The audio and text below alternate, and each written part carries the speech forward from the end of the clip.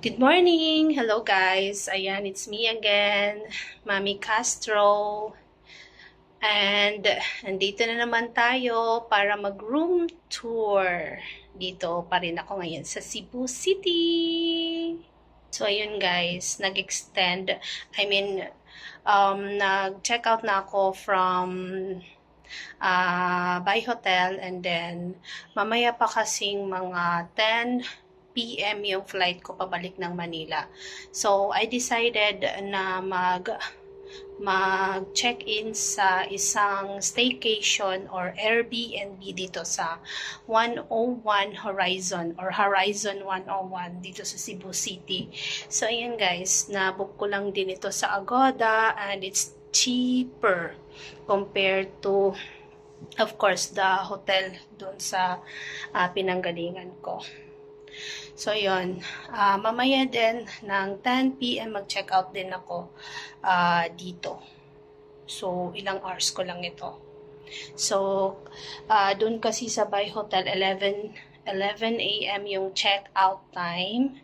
So, after ko mag-check out, dumiretso ako sa Magellan's Cross at saka sa Santo Niño Church. Ayan, nagpamisa ako, nagpa-Thanksgiving, etc. So, yun. Kasi isa sa mga pre-promise ko na kapag nandito ako sa Cebu, dadaan ako doon kapag may time pa ako. So, ayun guys, without further ado, medyo na matagal na yung pagsasalita ko, magro-room tour na tayo guys. So, this is my second room. Dito pa rin ako nag-book dito sa Nikas Property. So, 2 beses na ako nagpunta dito, pero dito yung binigay niya sa akin, same property owner, pero ibang room yung binigay niya sa akin. So, ayan guys, andito na, enjoy!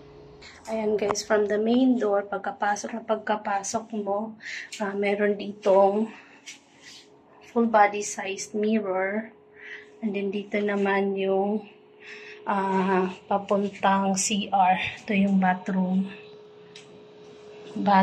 CR. So yan, may hot and cold shower din sila dito. Mayroong timba. Yan guys.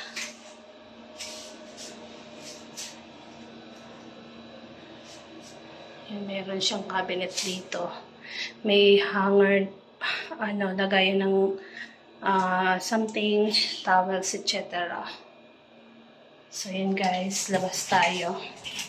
Dito, meron ditong mga lang, yan. Kung gusto mo mag-cook, ayan, may apron, then mayroong umbrella, dito yung garbage, dito yung mga plates, ayan. Kasi pwede ka din dito magluto guys. Ayan. May rice cooker. Ayan, may kettle sila. Tapos dito yung faucet. So, mayroong sabon na. Dito yung mga gamit. Baso, gablet. Ayan, kutsara, tinidor. Nandyan na din. May mga baso. Yun. Cups. May nakahang na goblets. Then dito sa loob, sink na yan. Yan, may magluluto ka, meron dyang cooking equipment. May mga plates doon. So dito, mayroon siyang pwede ka ditong init sa microwave oven. Then meron ditong ref. So, yun guys. Dito, meron siyang yan. May mga paintings. Then, ito guys, yung TV nila may Netflix. So, hindi ka maboboard dito kasi pwede ka mag-Netflix. Merong wifi. Yun guys. Wifi. And then, may cabinet dito guys. Lagayan ng damit. Tapos dito naman may isang upuan, then may cabinet, nakalock. So, hindi pwedeng ano. So, yan guys, yung may ano dyan. Ito yung aircon. At ito naman yung bed niya. Double-sized bed. Double-sized bed. Ang cute guys ng pa-flower arrangement na ano.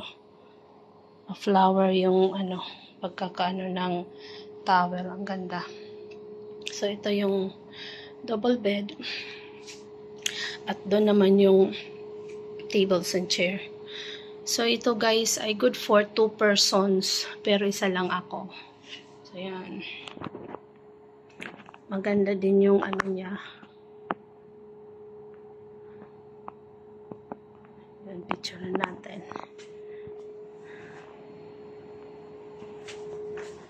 Okay na rin ito guys. Okay na rin yung location, maganda. Yan, may chandelier siya. May Buddha doon. So yun guys. Meron sila ditong ano. Tingnan natin kung ano yung view sa window. Kung naka-face ano ba siya, city view or pool view. Tingnan natin guys.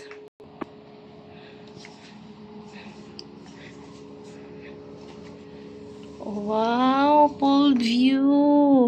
Tingnan nyo guys, ang ganda ng pool. Ang ganda. Mayroon doon pang bata. And then meron din doon pang adult.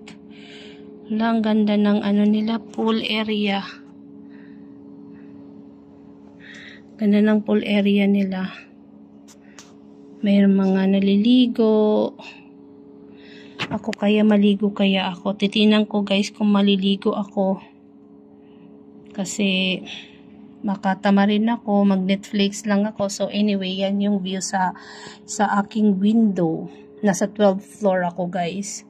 So sobrang ano nito, taas ng building. Hindi ko alam kung hanggang ilan to. I-check ko na lang mamaya ulit sa elevator pag bumaba ako. So yun guys. Mamaya bababa ako para bibili ako ng makakain para mamaya hindi na ako alis ng alis o magpapagrab. Nakita ko kasi doon sa baba mayroong bilihan, may 7-Eleven, etc. doon. So bibili ako mamaya ng pagkain at para yun, dito na ako magstay sa room, magwatch ng Netflix, etc. Ayan. So, yan, mamaya, tinan ko kung swimming ako kasi kagabi nilamig ako sobra. Pagka-dip ko doon sa pool sa Bay Hotel, nilamig ako, nag-chill ako, so umakyat kaagad ako. 2 minutes to 3 minutes lang ata akong nagbabad din, akyat kaagad ako kasi sobrang lamig kagabi. So, yun guys, tingnan ko ngayon kung makakapag-swimming ako. Anyway, kung makakapag-swimming ako, magbi-video ulit ako sa inyo. Okay, so hanggang dito na lang muna guys, yung pa-room tour natin. Ayan, i-ano ko lang ulit, nabook ko ito sa Agoda, pero direct to property yung pagbayad. Nikas Property. Sa Agoda, mura lang ito, nasa 1,090 lang. And then, syempre, pag direct to property ka magbabayad, kapag below 1.5 yung amount doon sa Agoda, meron kang babayarang 150 pesos para sa cleaning fee. Yung total lang na binayaran ko kanina is 1,240 pesos. So, yun guys, good for na siya, 22 hours. Pero ako ilang hours lang. So, medyo napapahaba na yung video ko. Hanggang dito na lang muna. Sige, bye-bye! Next time ulit. Bye! Mwah!